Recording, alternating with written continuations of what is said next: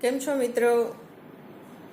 બસ હવે આપણે દલપતરામના શ્રેષ્ઠ કાવ્યોના અભ્યાસક્રમને પૂર્ણ કરવા તરફ જઈ રહ્યા છીએ.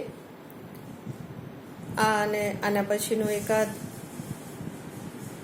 એપિસોડ એ દલપતરામના શ્રેષ્ઠ કાવ્યોને પૂર્ણાહતિ તરફ લઈ જશે. દલપતરામના શ્રેષ્ઠ કાવ્યોમાંનું આપણા અભ્યાસક્રમનું 5મું એકમ, એનો પહેલો મુદ્દો દલપતરામના શ્રેષ્ઠ કાવ્યોમાં નીતિબોધ, એની વાત આપણે કરી ગયા. આજે હું તમને એ પછીના 2 મુદ્દાની છણાવટ અહીંયા કરવા જઈ રહી છું. દલપતરામના શ્રેષ્ઠ કાવ્યોમાં પ્રકૃતિ ચિત્રણ અને દલપતરામના શ્રેષ્ઠ કાવ્યોમાં સમાજ વાસ્તવ, આ 2 મુદ્દાની વાત આજે આપણે કરીશું. 2 મુદ્દા એટલા માટે સમાવવાનો પ્રયાસ કર્યો છે કે એમના પ્રકૃતિ ચિત્રણ વિશે મારે ઝાઝી વાત કરવાની નથી. તમે જાણો છો, આ જગત નિયંતાએ, આ જગતના સર્જનહારે જે સૃષ્ટિની રચના કરી છે એમાં પ્રકૃતિ એ એની ઉત્તમ કૃતિ છે. ખરું પૂછો તો માણસ પોતે જ આ પ્રકૃતિનું એક અભિન્ન અંગ છે. આપણો દેહ જે પંચમહાભૂતનો બનેલો છે, આકાશ, વાયુ, અગ્નિ, જળ અને પૃથ્વી, આ 5 તત્વોનો બનેલો આપણો દેહ છે. આ 5 તત્વો ક્યાંથી આવ્યા મિત્રો? અલબત્ત પ્રકૃતિમાંથી જ. તો જે દેહ જે તત્વોનો બનેલો છે, સ્વાભાવિક રીતે એ દેહને એ તત્વોનું આકર્ષણ હોય, એમાં નવાઈ નથી. એટલે પંચમહાભૂતનો પ્રભાવ પ્રકૃતિ ઉપર છે કે પ્રકૃતિનો પ્રભાવ આ પંચમહાભૂત ઉપર છે, કોઈ રીતે તમે વાતને લઈ શકો. એટલે શું જીવન કે શું સાહિત્ય, એને પ્રકૃતિથી અલગ કરીને જોઈ શકાતું નથી. પણ ગુજરાતી સાહિત્યમાં પ્રકૃતિ કવિતાનો દોર એ અર્વાચીન ગુજરાતી કવિતાના સુધારક યુગથી શરૂ થયેલો ગણાય છે. મધ્યકાલીન ગુજરાતી કવિતામાં પ્રકૃતિના તત્વોનું નિરૂપણ નહોતું એવું નહીં. પ્રેમાનંદના અનેક આખ્યાનોમાં અને બીજા પણ કવિઓની અનેક કૃતિઓમાં કોઈને કોઈ રીતે પ્રકૃતિનું, જંગલોનું, વૃક્ષોનું નિરૂપણ થયેલું જ છે. પણ એ માનવ જીવનના કોઈ ભાવોને વ્યક્ત કરવા માટે એ પ્રકૃતિનું ચિત્રણ ત્યાં થતું હતું. એટલે જેને શુદ્ધ પ્રકૃતિ કવિતા કહી શકાય એવી કવિતાનો ઉદય મધ્યકાલમાં થયેલો જણાતો નથી. અલબત્ત શુદ્ધ પ્રકૃતિ કાવ્યો તો આપણને છેક અનુગાંધી યુગમાં પ્રહલાદ પારેખ અને હરિશ્ચંદ્ર ભટ્ટની જોડીએ જે કવિતાઓ રચવાની શરૂ કરી અને એની અંદર જે પ્રકૃતિ કાવ્યો આવ્યા એને આપણે શુદ્ધ પ્રકૃતિ કવિતા તરીકે મૂલવી શકીએ. દલપતરામે અહીંયા જે બાપાની પીપર નિમિત્તે પ્રકૃતિ કવિતા આપી છે એ અલબત્ત ગુજરાતી કવિતાની પહેલી આરંભકાળની કવિતા પ્રકૃતિ કવિતા ગણાય છે, મનાય છે. પણ શુદ્ધ પ્રકૃતિ કવિતા જેને કહેવાય તો હજુ એને આવવાને વાર હતી.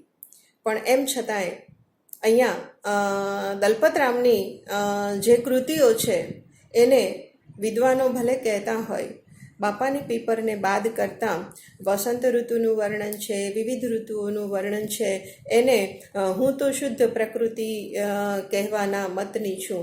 એટલે એ શુદ્ધ પ્રકૃતિ કવિતા આપણને દલપતરામ પાસેથી મળે છે. તો આજે આપણે જે વાત કરવાની છે એ દલપતરામના શ્રેષ્ઠ કાવ્યોમાં જે પ્રકૃતિ ચિત્રણ કવિએ કર્યું છે એ તમારે ટૂંક નોંધના સ્વરૂપે પણ કદાચ લખવાનું આવે અને સમગ્રલક્ષી મૂલ્યાંકનમાં પણ તમે એને ઉમેરી શકો. તો એ વાત મારે ઝાઝી એટલા માટે નથી કરવી કે સ્પષ્ટ રીતે દલપતરામના જે વર્ણન રીતિના કાવ્યો છે, જે આપણા કોર્સમાં વર્ણન રીતિના 5 કાવ્યો છે, એ 5 કાવ્યોનો આસ્વાદ આપણે કરી ચૂક્યા છીએ અને એમાં જે રીતે પ્રકૃતિનું વર્ણન થયેલું છે એ તમે એ રીતે એમાં લખી શકો. એટલે એ બધી જ વાતનું પુનરાવર્તન હું કરવા નથી માગતી, પણ વિવિધ ઋતુઓનું વર્ણન છે એમાં શિયાળા, ઉનાળા અને ચોમાસાનું વર્ણન આપણને મળે છે. રૂડો જુઓ આ ઋતુરાજ આવ્યો, મુકામ તેણે વનમાં જમાવ્યો, આમ કહીને એણે વસંત ઋતુનું જે વર્ણન કર્યું છે, તો એ વસંત ઋતુના વર્ણનને પણ તમે પ્રકૃતિ ચિત્રણના કાવ્યોમાં લઈ શકો. ગ્રીષ્મકાળ, જે ભયંકર ક્રોધ ધારણ કરીને, ક્રોધની કાયા ધારણ કરીને આવતો હોય એવું ગ્રીષ્મકાળ, અને એ મામા કંસ જેવો દેખાયેલો એ ગ્રીષ્મકાળ ની વાત જે કવિએ કરી છે એને પણ તમે પ્રકૃતિ વર્ણનના કાવ્યોમાં લઈ શકો. અંધારું કાવ્ય જે છે એ અંધારું જે છે એનું વર્ણન કરતું જે કાવ્ય છે, મજાની કલ્પના સૃષ્ટિ પણ એમાં કવિએ મૂકી છે કે જાણે અંધારનો પડદો આ પૃથ્વીના રંગમંચ ઉપર આવતો હોય, તો સૂર્યનું પાત્ર જતું હોય અને ચાંદો આવવાનો થયો હોય, એ બે વચ્ચેની એ બે જે દ્રશ્ય બદલવાની ક્રિયા છે એના માટે આ રંગમંચ ઉપર જાણે પડદો પડ્યો છે અંધારરૂપી. તો આવી સુંદર કલ્પના સાથે કવિ અંધારુંનું પણ વર્ણન કરે છે. તો એ અંધારું પણ પ્રકૃતિનો એક ભાગ છે અને એ પ્રકૃતિની વાત અહીંયા અંધારામાં પણ કવિએ નિરૂપી છે. કેટલા અંધારાના રૂપો એમણે આપ્યા છે, અંધારાની વ્યાપકતા એણે સુંદર શબ્દોમાં મૂલવી છે. અને શશીના આવવાનો અણસાર અને સૂર્યના જતાં ધરા જાણે કાળું પટકૂળ ધારણ કરે છે. પર્વતો જે નાના નાના છે એ દૂરથી એવા દેખાઈ રહ્યા છે, આકાશમાં વીજળી ચમકી રહી હોય એવા પેલા ગુફાઓમાં જે ધૂણી દખી રહી છે એનો જે અગ્નિ છે એ આવા વીજળીનો ભાસ કરાવે છે. આ પ્રકારના જે વર્ણનો છે એ વર્ણનો, એ દ્રશ્યો એ પ્રકૃતિ વર્ણનના કવિના ઉત્તમ દ્રષ્ટાંતો છે. આબુનું વર્ણનમાં પણ કવિ પ્રકૃતિ ચિત્રણ કરે છે. તો આ 5 કાવ્યો જે છે એમાં વર્ણન રીતિના જે 5 કાવ્યો છે એમાં કવિ પ્રકૃતિ ચિત્રણ કરે છે. એ સિવાય બાપાની પીપર જે કાવ્ય છે એ પણ ધોમ ગ્રીષ્મ ધક્યો છે અને એ ધોમ ધકતા ગ્રીષ્મમાં વઢવાણથી લીંબડી જતાં કવિને ક્યાંય છાંયો મળતો નથી અને પછી જે બાપાની પીપર રૂપે કવિને છાંયો પ્રાપ્ત થાય છે, કવિના તન મનને શાંતિ પ્રાપ્ત થાય છે અને પછી એ પીપરની જે પ્રશંસા કરે છે એ પણ અહીંયા પ્રકૃતિ નિમિત્તે કવિની વાત કરે છે. ઈશ્વર છે તે વિશે પણ જ્યારે કવિ લખે છે ત્યારે એક તણખલાનું જ્યારે વર્ણન કરે છે કવિ, ત્યારે એમાં નસો નળી નવરંગ ગાંઠ તેમાં ગંઠાય, એમાં ગંઠાયેલી ગાંઠ અને એમાંથી જે નાના નાના તણખલાઓ છે સ્વતંત્ર રૂપે પણ એનું કેટલું સુંદર, એનું સૌંદર્ય કેટલું સુંદર છે એની વાત જ્યારે કવિ કરે છે ત્યારે પણ એ પ્રકૃતિનું કોઈને કોઈ રીતે આપણને એમાં દર્શન કરાવે છે. એટલે આ રીતે પ્રકૃતિ ચિત્રણ જ્યારે કવિ કરે છે ત્યારે કવિની કલ્પના શક્તિ છે એ જાણે સોળે કળાએ ખીલી ઉઠે છે.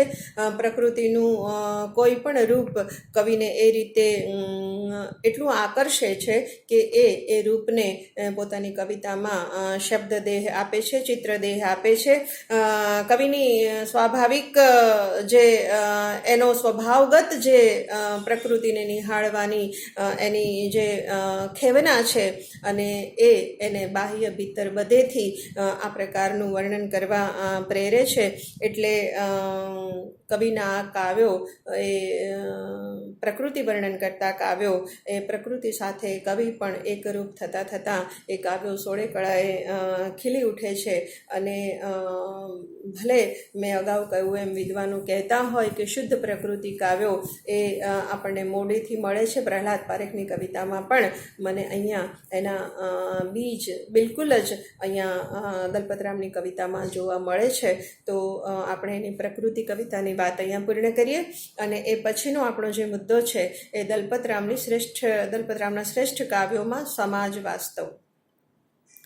સમાજ વાસ્તવ શબ્દ પ્રયોગ કર્યો છે આપણા અભ્યાસક્રમની અંદર, પણ એને તમે જુદા જુદા શબ્દોથી એને તમે ઓળખી શકો, જાણી શકો.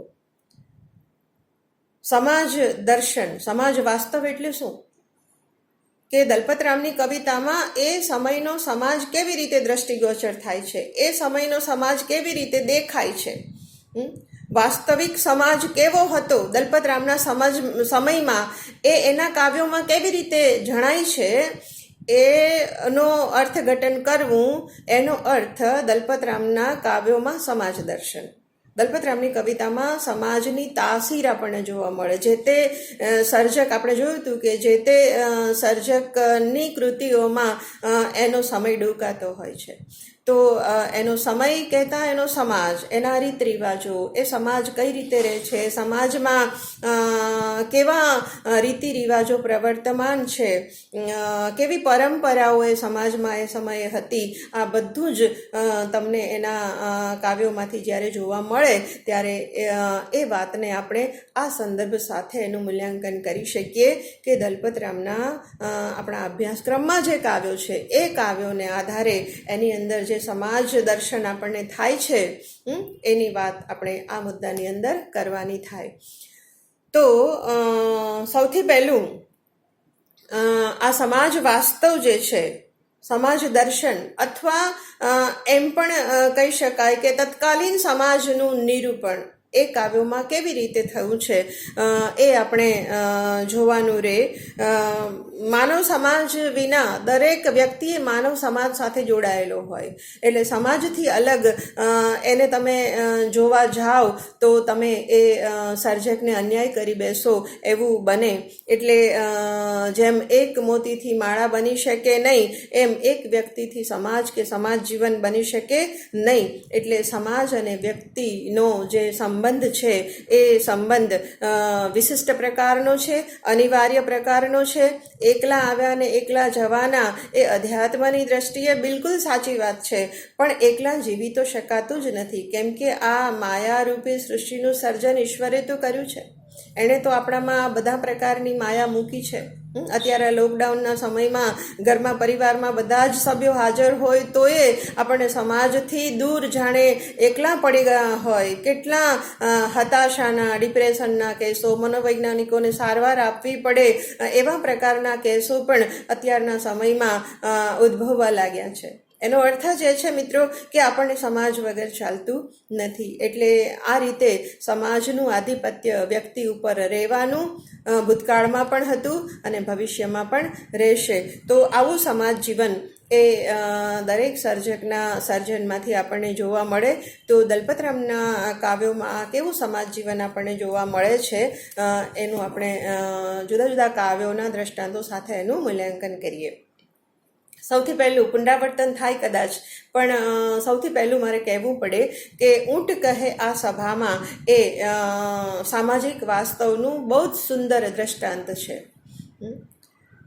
સમાજમાં આ જ પ્રકારના માણસો આપણને ખૂબ જોવા મળે છે. ઊંટ જેવા મનરછંદમાં લખાયેલું આ જે કવિનું કાવ્ય છે એ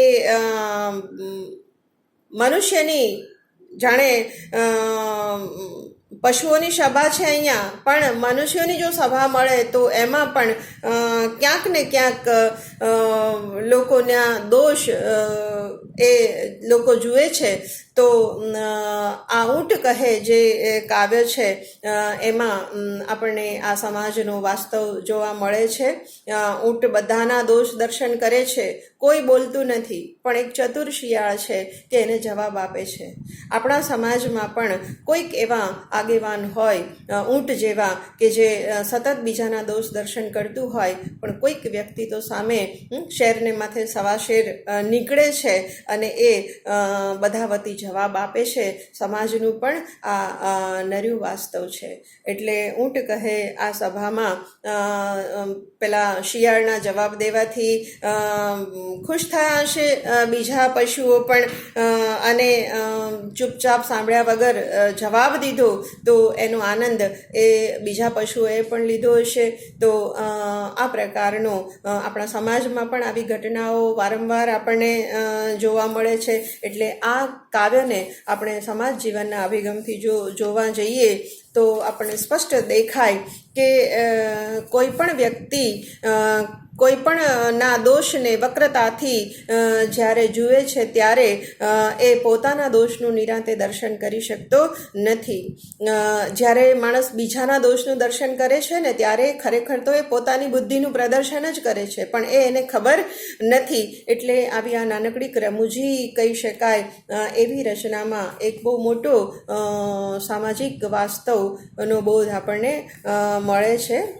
એ પછીનું સુંદર મજાનું આવું સામાજિક બોધ આપતું કાવ્ય છે કેડેથી નમેલી ડોશી.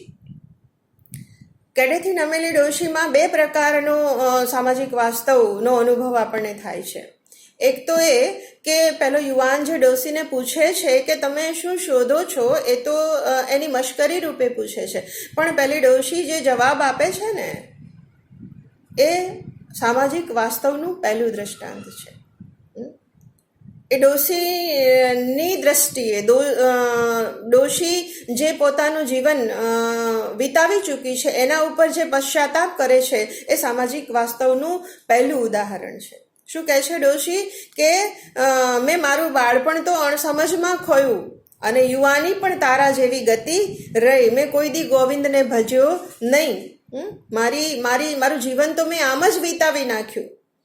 એનું જે અફસોસ કરે છે ડોશી, સમાજનું એ એક વાસ્તવ છે કે સમાજના કેટલાય લોકો વૃદ્ધાવસ્થાએ પહોંચીને આવી ડોશી જેવી પશ્ચાતાપની લાગણી અનુભવે છે કે મારું જીવન વ્યર્થ ગયું, મેં કશું કર્યું નહીં.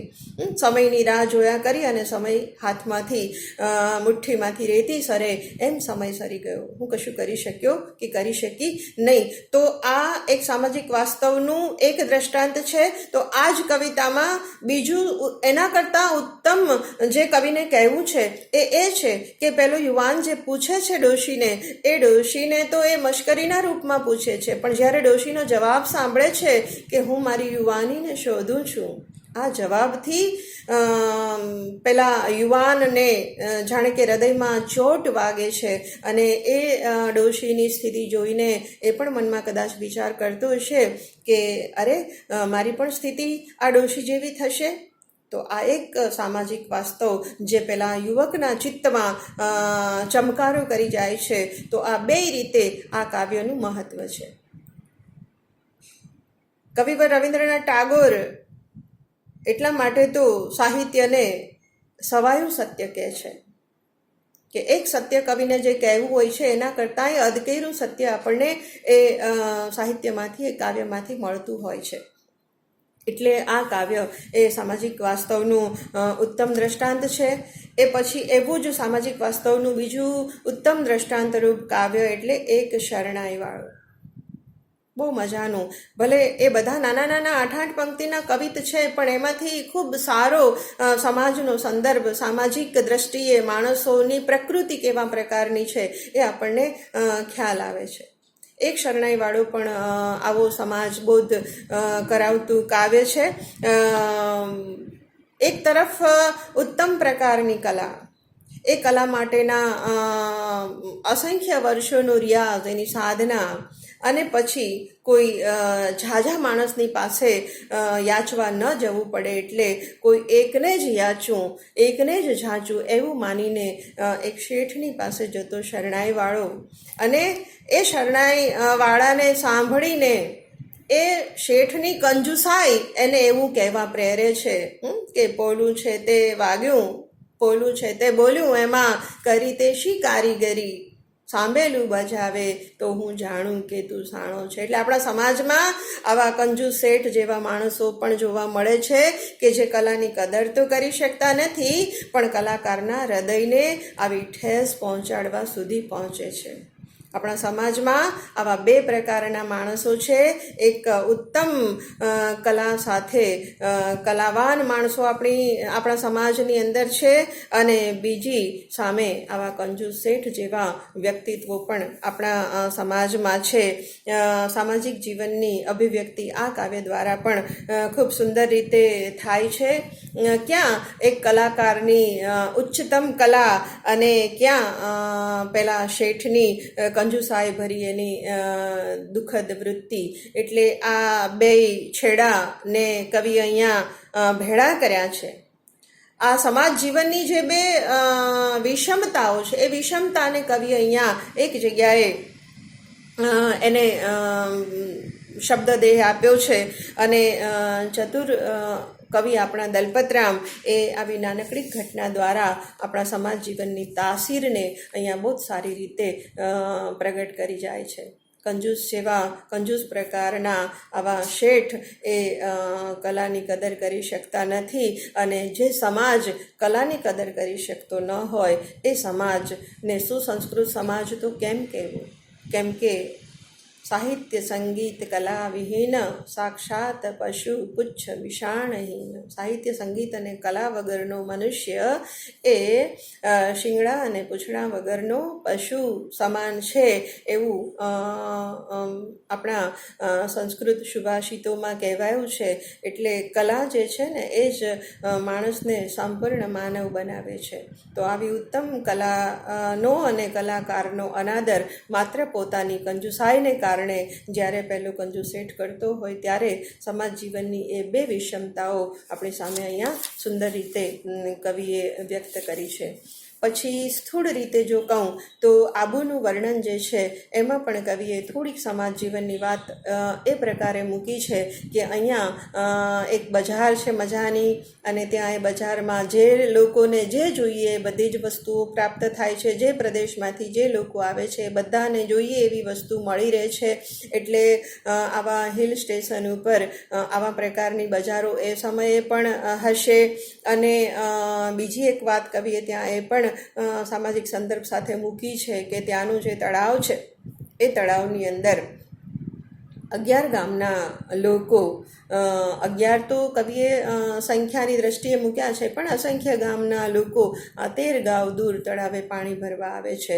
એટલે 13 ગાંવ દૂર પાણી ભરવા જવું પડતું હશે, એ પણ સમાજની એક વાસ્તવિકતાને કવિ અહીંયા આપણી સામે મૂકે છે. પછી જે બે સુંદર મજાના માતૃ શક્તિ માટે, માતાના ગુણ માટે જે કવિએ બે કાવ્યો કરેલા છે, એ પણ સમાજની વાસ્તવિકતાને આપણી સામે મૂકી જાય છે. એ સામાજિક વાસ્તવ તો છે, પણ એ તો શાશ્વત સત્ય પણ છે. કોઈ પણ કાળે, કોઈ પણ યુગે માની આ પ્રશસ્તિ એના સંતાનો ગાય એ બહુ સ્વાભાવિક છે. એટલે માની સ્તુતિ અને માના ગુણ આ બે સામાજિક સંદર્ભ સાથે આવતી કૃતિ છે. મા જનની જે છે એ કોઈ પણ કાળે, દલપતરામના સમયમાં પણ અને આવનારા સમયમાં પણ પારિવારિક જીવન અને આપણું સામાજિક જીવન એ બેની મૂલ્યવાન કડી જો કોઈ હોય, એની કોઈ ધરોહર જો હોય તો એકમાત્ર માતા છે. ગૃહિણી રૂપે, પોતાના સંતાનોની માતા રૂપે એ જે રીતે પોતાના સંતાનોને ભવ્યતમ ઊંચાઈએ પહોંચાડવાની કોશિશ કરે છે, એ ચાહે જીજાબાઈ હોય કે એક સામાન્ય માતા હોય, પણ એ પોતાના સંતાનને માટે એવો નિસ્વાર્થ પ્રેમ ધરાવે છે.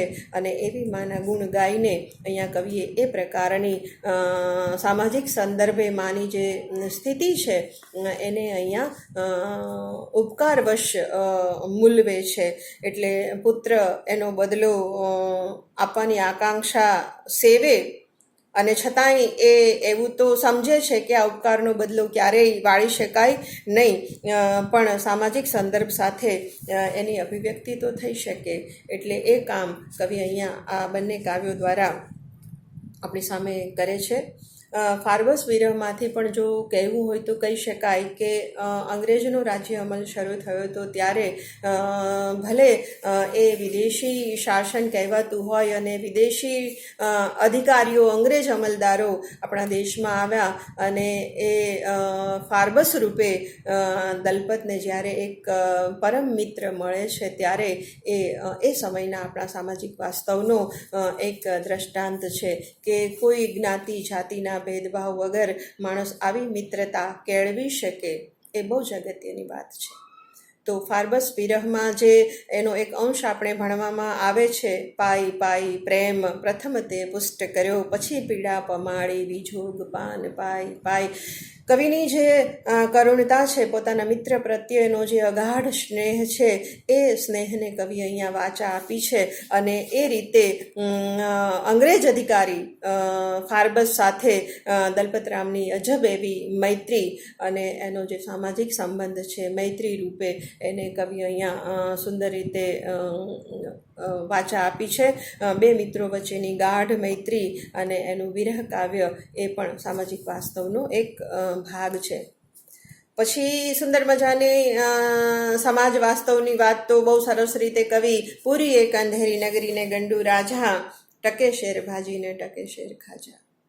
આવી પણ કોઈ નગરી હોઈ શકે, સામાજિક વાસ્તવમાં કવિ એ કહે છે. એટલે એ સૃષ્ટિ કે એ રાજ્ય એ વખતે હશે એવું નહીં, પણ આ પ્રકારના માણસો પણ કોઈ પણ યુગમાં હોવાના, આ પ્રકારના શાસકો એ વખતે રાજા રજવાડાઓ હતા. ત્યારે આપણા લોકશાહી દેશમાં ધારાસભ્યોને, સંસદ સભ્યોને એ ક્યાં બીજી રીતે આ દેશના શાસકો છે.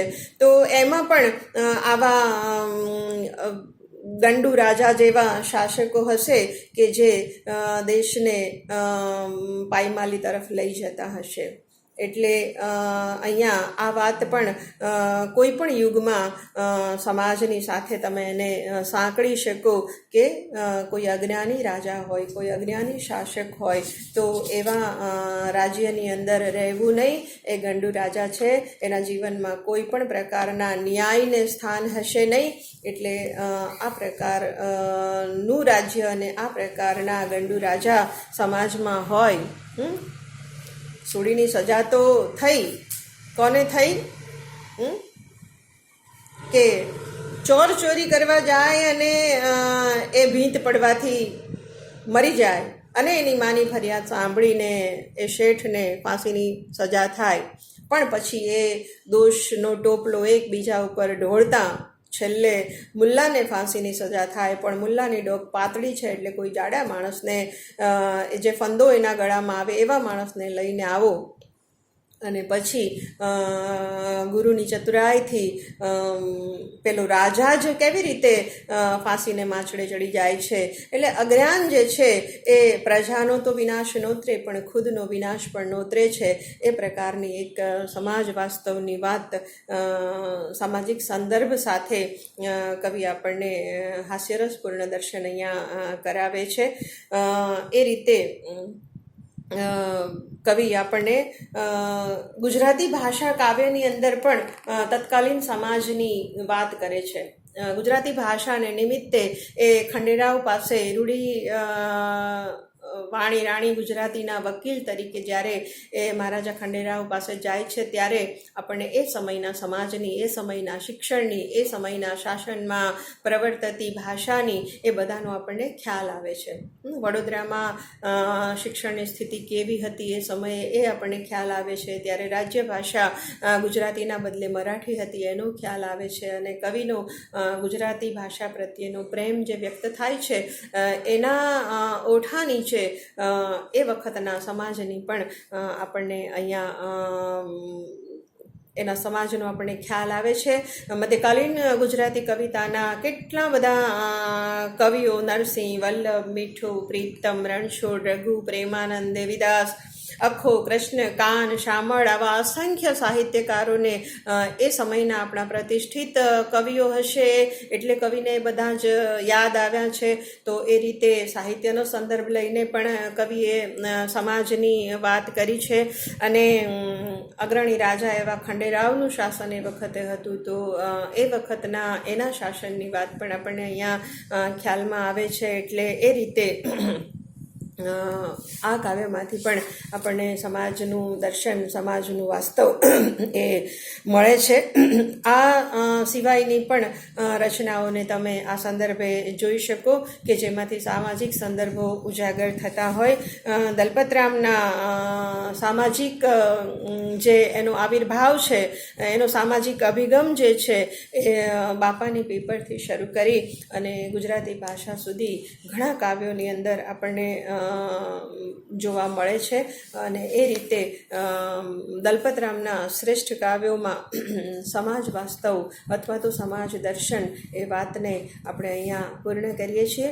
ફરી પાછા મળીશું. આભાર.